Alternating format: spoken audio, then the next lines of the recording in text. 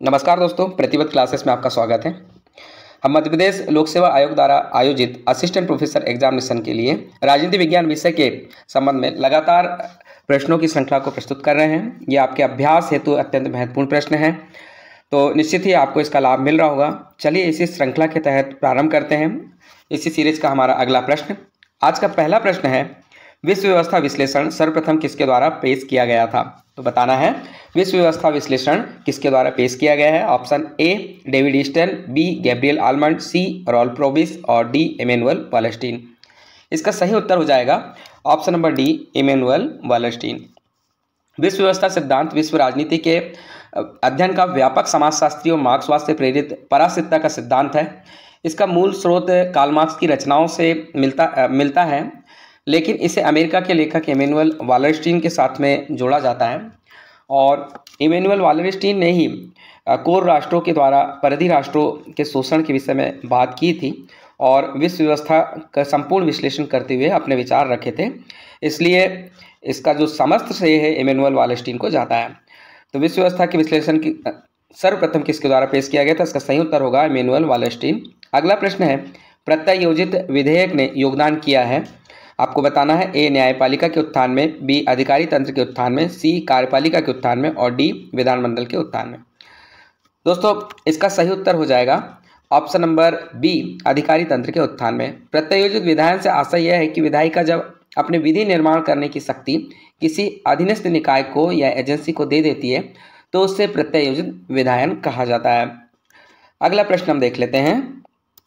अगला प्रश्न है, जब फ्रेड डब्ल्यू रिक्स ने कहा कि विभिन्न प्रशासनिक पदों के लिए नियुक्तियां करते समय भाई भतीजावाद और पक्षपात प्रमुख भूमिका अदा करते हैं, तो वह निम्नलिखित में से किसका जिक्र कर रहे थे? बताना है। ऑप्शन ए विवर्तनीय समाज, बी समेकित समाज, सी कृषक समाज और डी समपार्श्विक समाज। इसका सही उत्तर हो जाएगा ऑप्शन नंबर डी समपार्श्विक समाज। फ्रेडरिक्स ने विकासशील देशों की नौकरशाही की व्याख्या करते हुए कहा कि इन देशों की नौकरशाही औपचारिकता और लाल फीताशाही को अनावश्यक महत्व देती है और इन दोनों प्रशासकों में एक झूठा अहम समाया हुआ है कि वह जनता के स्वामी हैं, ना कि सेवक। और इस तरह से वो भाई भतीजावाद और पक्षपात को मानते हुए प्रमुख भूमिका अदा करते हैं और अपने लोगों को ही प्रशासनिक पदों के लिए नियुक्त करते हैं। अगला प्रश्न हम देखेंगे, कौन कहता है कि समन्वय प्रबंधक का केंद्रीय मर्म है और इसका अर्थ अंशों की समरसतापूर्ण क्रमबद्धता है? किसने ऐसा कहा है? बताना है। Option A Herbert Simon, B Douglas McGregor, C Elton Mayo और डी एम.पी. फॉलेट। इसका सही उत्तर हो जाएगा option number D MP. Follett. MP. Follett कहते हैं कि समन्वय प्रबंधक का केंद्रीय मर्म है और इसका अर्थ अंशों की समरसतापूर्ण क्रमबद्धता है। समन्वय से आशय ऐसी व्यवस्था है जिसमें किसी व्यवस्था के विभिन्न अंगों के बीच सहयोग को बढ़ावा देने के उद्देश्य से संबंध स्थापित किए जाते हैं। अगला प्रश्न हम देखेंगे, भारत में प्रसिद्ध नौकरशाही के विचार की वकालत किसने की थी? तो प्रतिबद्ध नौकरशाही के विचार की वकालत किसने की थी आपको बताना है। इसमें नाम दिया है option A Jawaharlal Nehru, B Sardar Vallabh Bhai Patel, C Morarji Desai, D Shrimati Indira Gandhi. इसका सही उत्तर हो जाएगा option number D Shrimati Indira Gandhi. Bharat में प्रतिबद्ध नौकरशाही के विचार की वकालत श्रीमती इंदिरा गांधी के द्वारा की गई थी। प्रतिबद्ध नौकरशाही से आशय ऐसी नौकरशाही से है जिसमें नौकरशाही सत्ता के प्रति प्रतिबद्ध होती है। इस रूप में वह अपना निष्पक्ष स्वरूप कायम नहीं रख पाती है और सत्ता जैसा भी आदेश देती है उसके अकॉर्डिंग ही कार्य करती है, चाहे वो सही हो गलत हो। अगला प्रश्न हम देखेंगे, मार्क्सवादी दृष्टिकोण अंतर्राष्ट्रीय राजनीति को निम्नलिखित में से किस परिप्रेक्ष्य में वर्ग युद्ध के विस्तार के रूप में रखता है? आपको ऑप्शन दिए हैं। ऑप्शन नंबर ए वैश्विक परिप्रेक्ष्य, ऑप्शन नंबर बी दिया है राष्ट्रीय परिप्रेक्ष्य, ऑप्शन नंबर सी दिया है समजातीय परिप्रेक्ष्य और ऑप्शन नंबर डी दिया है क्षेत्रीय परिप्रेक्ष्य। तो दोस्तों इसका सही उत्तर हो जाएगा ऑप्शन नंबर ए वैश्विक परिप्रेक्ष्य। मार्क्सवादी दृष्टिकोण अंतर्राष्ट्रीय राजनीति को वैश्विक परिप्रेक्ष्य में वर्ग युद्ध के विस्तार के रूप में रखता है और मार्क्सवादी दृष्टिकोण इस बात में विश्वास करता है कि राज पूंजीपति वर्ग के हितों का संरक्षण करता है, इसलिए इसका विनाश होना चाहिए। यह समाज के प्रत्येक स्तर पर वर्ग संघर्ष की अवधारणा को स्वीकार करता है। अगला प्रश्न देखते हैं। अगला प्रश्न है, लुकीश नीति निम्नलिखित में से किस प्रधानमंत्री के द्वारा बनाई गई थी? आपको ऑप्शन दिए हैं। Option number A Rajiv Gandhi, B I K Gujral, C PV Narasimha Rao और डी मनमोहन सिंह।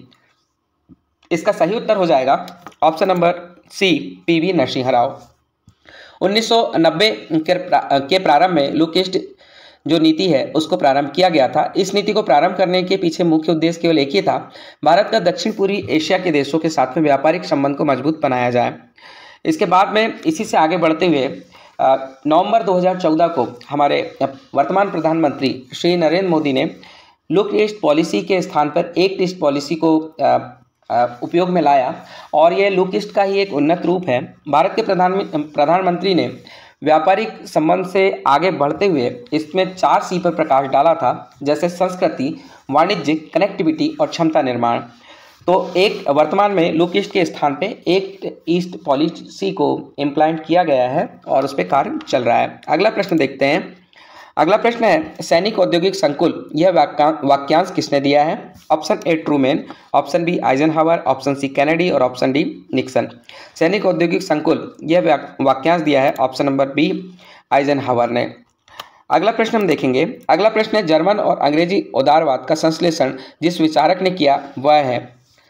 तो आपको जर्मन और अंग्रेजी उदारवाद का संश्लेषण किसने किया बताना है। Option A Bosanquet, option B Hobhouse, option D C है GD कॉल और ऑप्शन डी है TH ग्रीन। इसका सही उत्तर होगा ऑप्शन नंबर ए बोसानकेत।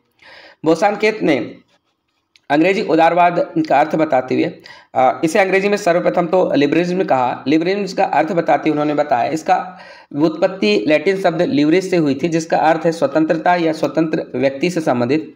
अतः उदारवाद की संकल्पना स्वतंत्रता के विचारों के साथ निकट से जुड़ी हुई है और इस प्रकार से बोसानकेत ने उदारवाद को डिस्क्राइब किया था। अगला प्रश्न देखते हैं। अगला प्रश्न है निम्नांकित में से कौन राजनीतिक वास्तविकतावाद का सिद्धांतकार नहीं है? ऑप्शन दिए हैं option A Kenneth Waltz, option B Norman Angell, option C Morgenthau और ऑप्शन डी जोसेफ ग्रेको। इसका सही उत्तर होगा option number B Norman Angell. राजनीतिक वास्तविकतावाद के सिद्धांतकार के रूप में केनेथ वाल्ट्ज, मार्गेनथाउ और जोसेफ ग्रेको को माना जाता है, लेकिन नॉर्मन एंजल राजनीतिक वास्तविकतावाद के सिद्धांतकार नहीं है। अगला प्रश्न देखते हैं। क्षमा चाहेंगे लेकिन एक जानकारी और दे देते हैं। नॉर्मन एंजल्स आदर्शवादी हैं, अतः नॉर्मन एंजल इसका सही उत्तर होगा। अगला प्रश्न देखते हैं। अगला प्रश्न है निम्नांकित में से कौन परिणाम निरपेक्ष विचार का समर्थक नहीं है? तो उसमें ऑप्शन दिए हैं। ऑप्शन ए है जॉन लॉक, ऑप्शन बी है John Rawls, option C Machiavelli और ऑप्शन डी है आइजिया बर्लिन। बताना है परिणाम निरपेक्ष विचार के समर्थक जो नहीं है। दोस्तों इसका सही उत्तर हो जाएगा option number C Machiavelli. John Locke, John Rawls और आइजिया बर्लिन जो है वो परिणाम निरपेक्ष विचार के समर्थक हैं और मैकियावेली परिणाम निरपेक्ष विचार के समर्थक नहीं माने जाते हैं। अगला प्रश्न देखते हैं। अगला प्रश्न है हिंद स्वराज निम्नांकित का समर्थन अथवा पक्षापोषण करता है। तो हिंद स्वराज जो ग्रंथ है लिखा गया है, किताब जो है वो किसका समर्थन करता है बताना है। ऑप्शन ए मैजिने का इटली, ऑप्शन बी डिजरेली का इंग्लैंड, ऑप्शन सी लिंकन का USA और ऑप्शन डी बिस्मार्क का जर्मनी। आप सभी जानते हैं हिंद स्वराज महात्मा गांधी ने लिखी थी और इसका सही उत्तर हो जाएगा ऑप्शन नंबर डी बिस्मार्क का जर्मनी। हिंद स्वराज बिस्मार्क के जर्मनी का समर्थन करता है। हिंद स्वराज की रचना महात्मा गांधी के द्वारा 1909 में की गई थी। गांधी जी ने इसमें यह बताने की कोशिश की गई थी जिस प्रकार बिस्मार्क ने जर्मनी का एकीकरण किया और संपूर्ण जर्मनी को एक शक्तिशाली राष्ट्र के रूप में उभारने में मदद की, उसी प्रकार भारत को भी स्वतंत्रता प्राप्त करने के लिए और एक स्वतंत्र राष्ट्र के या और स्वतंत्र शक्ति करने के लिए एकीकरण करना चाहिए। गांधी जी द्वारा लिखित अन्य पुस्तकों में आप ध्यान रखें मेरे सत्य के प्रयोग, शांति और युद्ध में अहिंसा। अगला प्रश्न देखते हैं। अगला प्रश्न है सीमित प्रभुसत्ता का सिद्धांत किसने प्रतिपादित किया है? Option A Stalin, option B Khrushchev, option C Brezhnev और ऑप्शन डी एंड्रोपोव। दोस्तों इसका सही उत्तर हो जाएगा ऑप्शन नंबर सी ब्रेंजेव। ब्रेंजेव ने सीमित प्रभुसत्ता का सिद्धांत प्रतिपादित किया है। नाम से स्पष्ट हो रहा है सीमित प्रभुसत्ता से प्रारंभ, यहाँ अर्थ ये निकल रहा है कि वह संप्रभु या वह शासक वर्ग जो अपने शासन के संचालन में मनमाने तरीके नहीं अपना सकता, अपितु कुछ नियम कानून के अनुरूप अपना शासन संचालित करता है और इससे तानाशाही कमजोर होती है और लोक कल्याण की भावना ज़्यादा अच्छे से इम्प्लीमेंट हो जाती है। अगला प्रश्न देखते हैं। अगला प्रश्न है, राजनीतिक विकास का सूचक निम्नांकित में से कौन सा नहीं है? ऑप्शन ए क्षमता, बी समानता, सी भाईचारा और डी भेदभाव विभेदीकरण। दोस्तों इसका सही उत्तर हो जाएगा, इसमें सही उत्तर हो जाएगा ऑप्शन नंबर सी।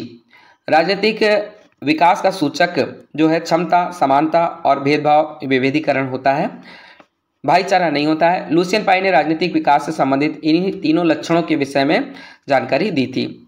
अगला प्रश्न हम देखेंगे। अगला प्रश्न है, संघवाद का आदर्श स्वरूप अथवा अभीष्ट स्वरूप है। तो संघवाद का आदर्श स्वरूप या अभीष्ट स्वरूप क्या है आपको बताना है।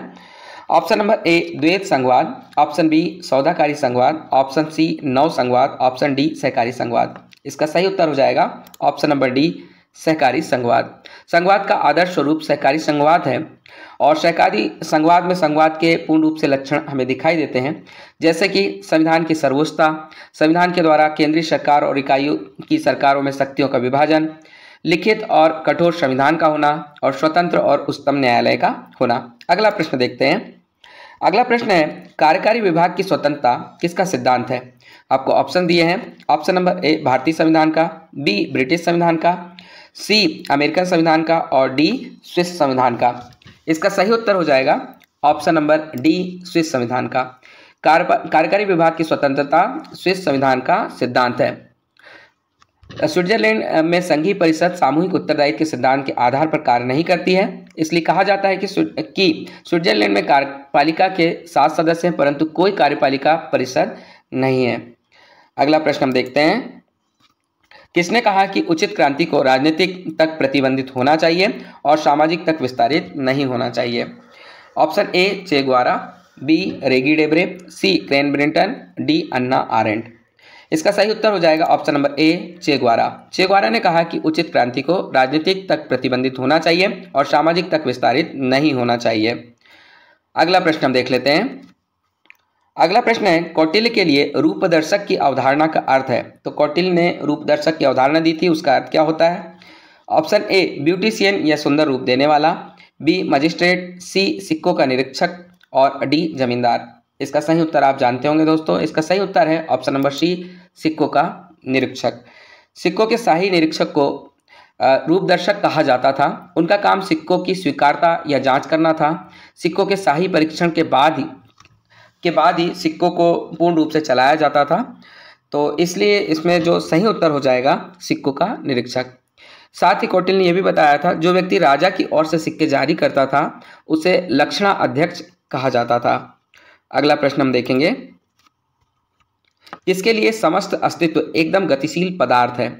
किसने समस्त अस्तित्व को गतिशील पदार्थ माना है? Option A Plato, B Hobbes, C T H Green और डी रूसो। इसका सही उत्तर हो जाएगा option number B Hobbes. Hobbes ने समस्त अस्तित्व को एकदम गतिशील पदार्थ माना है। हॉब्स गैलीलियो के युग में पैदा हुआ ऐसा माना जाता है। क्यों? उसका कारण है गैलीलियो के युग में हॉब्स राजनीति का गैलीलियो था। गैलीलियो की भांति हॉब्स ने पुराने विषय में से एक विज्ञान को जन्म दिया था। यह नया विज्ञान गति का था। हॉब्स संपूर्ण संसार को एक यांत्रिक व्यवस्था कहता है। हॉब्स का मानना है कि इसमें घटित समस्त क्रियाएं एक दूसरे के साथ में संबंध रखने वाले पदार्थों की गतिशीलता के कारण घटित होती है, यानी प्रत्येक घटना के पीछे उन्होंने पदार्थ की गतिशीलता को बताया है। अगला प्रश्न हम देखेंगे। यह किसने कहा कि लेनिनवाद साम्राज्यवाद और सर्वहारा क्रांति के युग का मार्क्सवाद है? तो विद्वान का नाम जिसने बोला लेनिनवाद साम्राज्यवाद और सर्वहारा क्रांति के युग का मार्क्सवाद है? Option A Marx, B Lenin, C Stalin और डी माओ। इसका सही उत्तर हो जाएगा दोस्तों ऑप्शन नंबर सी स्टालिन। यहाँ पे ऑप्शन डी नहीं दिया है, डी माओ है। इसका सही उत्तर हो जाएगा option number C Stalin. Stalin द्वारा दी गई परिभाषा माने तो लेनिनवाद और साम्राज्यवाद और सर्वहारा क्रांति के युग का मार्क्सवाद होने के साथ साथ सर्वहारा की तानाशाही और सिद्धांत की और कार्यनीति है। स्टालिन द्वारा 1934 में 2 पुस्तकें लिखी गई थी। उन पुस्तकों का नाम था फाउंडेशन ऑफ लेनिनिज्म और प्रॉब्लम्स ऑफ लेनिनिज्म, जो कि लेनिनवाद की आधिकारिक समझ का प्रतिनिधित्व करती थी। और उसी में उन्होंने बोला था कि लेनिनवाद साम्राज्यवाद और सर्वहारा क्रांति के युग का मार्क्सवाद है। अगला प्रश्न हम देखते हैं। अगला प्रश्न है, दक्षिण अफ्रीका के किस स्थान में गांधी जी ने पहली बार जन विद्रोह को संगठित किया था? Option A Cape Town, B Johannesburg, C Pretoria और डी सोवेटो। इसका उत्तर आप भली भांति जानते होंगे दोस्तों। इसका उत्तर सही उत्तर है option number B Johannesburg. Johannesburg जो दक्षिण अफ्रीका में है, यहाँ पे गांधी जी ने पहली बार जन विद्रोह को संगठित किया था। अगला प्रश्न, यह किसने कहा कि राज्य मानवीय गतिविधि है जो प्रदत्त क्षेत्र के साथ भौतिक बल के वैध उपयोग के एकाधिकार का सफलतापूर्वक दावा करता है। आपको ऑप्शन दिए हैं, option A David Easton, option B Karl Marx, option C G A Almond और ऑप्शन डी मैक्स वेबर। इसका सही उत्तर हो जाएगा option number D Max Weber. Max Weber ने कहा है कि राज्य मानवीय गतिविधि है जो प्रदत्त क्षेत्र के साथ भौतिक बल के वैध उपयोग को एकाधिकार का सफलतापूर्वक दावा करता है। अगला प्रश्न देख लेते हैं। अगला प्रश्न है, तुलनात्मक राजनीति के पारंपरिक उपागमों ने उपेक्षा की है। ऑप्शन ए सरकार का अध्ययन, बी संस्थाओं का अध्ययन, सी संविधान की तुलना, डी आनुभाविक जांच पड़ताल। इसका सही उत्तर हो जाएगा ऑप्शन नंबर डी आनुभाविक जांच पड़ताल। तुलनात्मक राजनीति के पारंपरिक उपागमों ने आनुभाविक जांच पड़ताल की उपेक्षा की है। अगला प्रश्न देखते हैं। अगला प्रश्न है, निम्नलिखित में से कौन सा एक उपागम अन्य के साथ साथ लोकमत और लोगों के राजनीतिक विकल्प का अध्ययन करता है। आपको ऑप्शन दिए हैं, ऑप्शन ए राजनीतिक दार्शनिक उपागम, बी सांस्थानिक उपागम, सी व्यवहारपरक उपागम और डी कानूनी उपागम। इसका सही उत्तर होगा ऑप्शन नंबर सी व्यवहारपरक उपागम। व्यवहारपरक उपागम अन्य के साथ साथ लोकमत और लोगों के राजनीतिक विकल्पों का अध्ययन करता है। अगला प्रश्न है, मैक्स वेबर ने किसका संकेत करने के लिए ग्रीक शब्द करिश्मा का उपयोग किया है।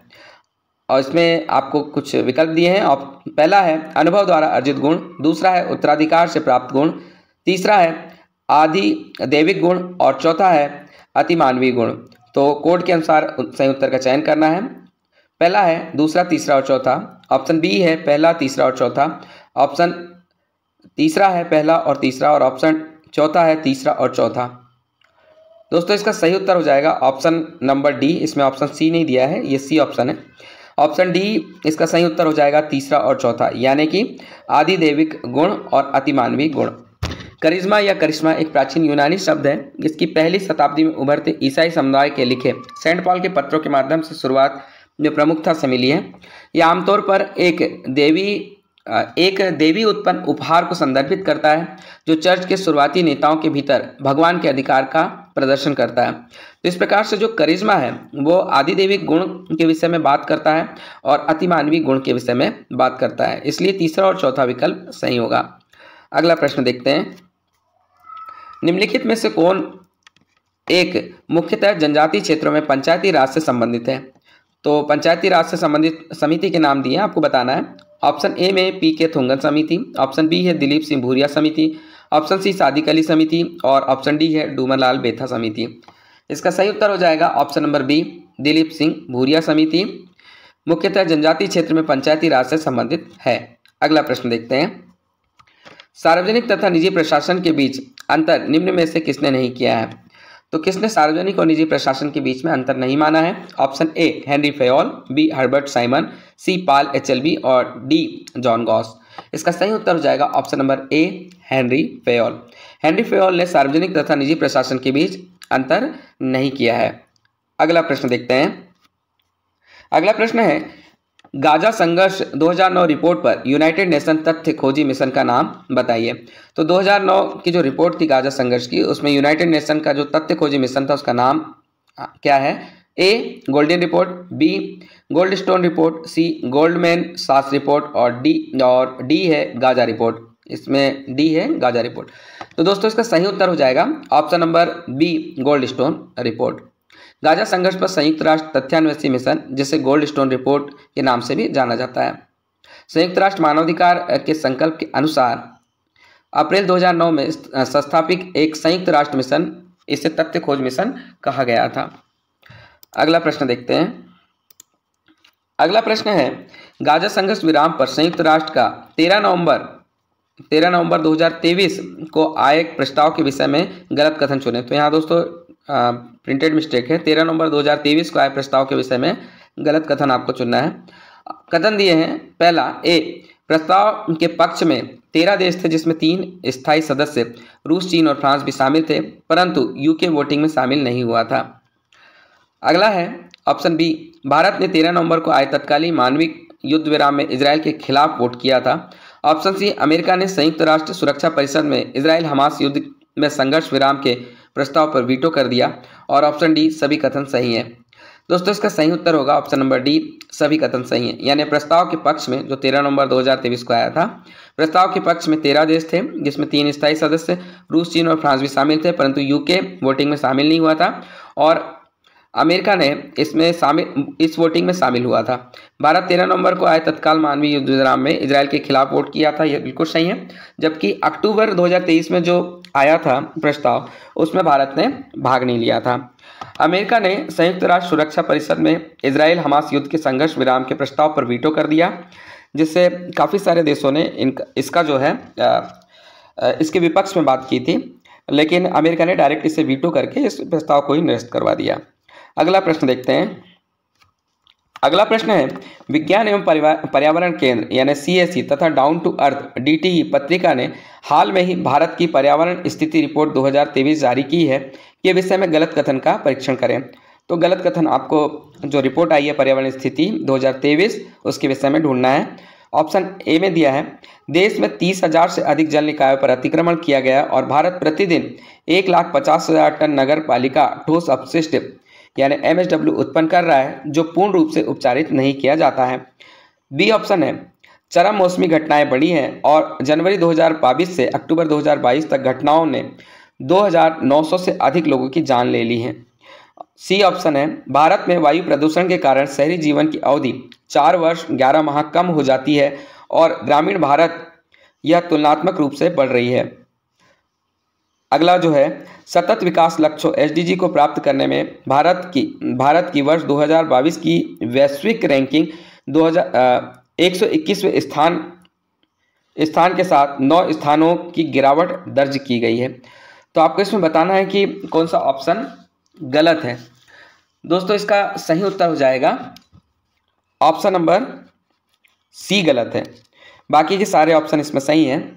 ऑप्शन नंबर सी में लिखा है, भारत में वायु प्रदूषण के कारण शहरी जीवन की अवधि 4 वर्ष और 11 माह कम हो जाती है, और उसके बाद में लिखा है और ग्रामीण भारत में तुलनात्मक रूप से बढ़ रही है। ये ऑप्शन गलत है, यहाँ होना था भारत में वायु प्रदूषण के कारण जीवन की औसत अवधि यानी संपूर्ण जीवन की औसत अवधि, जिसमें ग्रामीण और शहरी दोनों शामिल हैं, की अवधि 4 वर्ष और 11 माह कम हो जाती है और इसका असर ग्रामीण भारत में अधिक है। और ये जो यहाँ पे लिखा है कि जीवन अवधि बढ़ रही है, लेकिन ग्रामीण भारत में इसका असर ज़्यादा हो रहा है और जीवन अवधि वहाँ पे एकदम से कम होने लगी है। इसलिए इसका जो ऑप्शन नंबर सी है वो गलत है, बाकी के सारे ऑप्शन इसमें बिल्कुल सही हैं। तो दोस्तों यह हमारा आज का अंतिम प्रश्न था। इसी तरह के अभ्यास प्रश्नों के लिए हमारे साथ लगातार जुड़े रहिए। धन्यवाद। जय हिंद।